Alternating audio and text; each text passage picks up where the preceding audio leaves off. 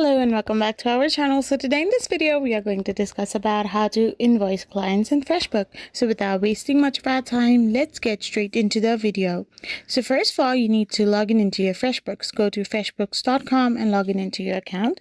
Now from the sidebar, simply click on the invoices. Once you select the create new account option and then simply select the invoices option, you can get redirected to a new page. You need to create a new invoice. Simply choose a client from your list or create a new one by adding their name, company, email address, and billing address.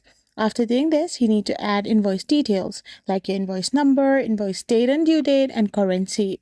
Once you have done this as well, you need to add line items like you enter your service or products, and then FreshBooks automatically calculates all the totals.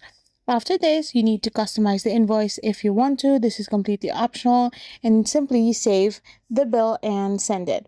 Once this is done, track and automate your invoice and you're all set. I hope you found this video helpful, so don't forget to hit that subscribe button and do give us a thumbs up.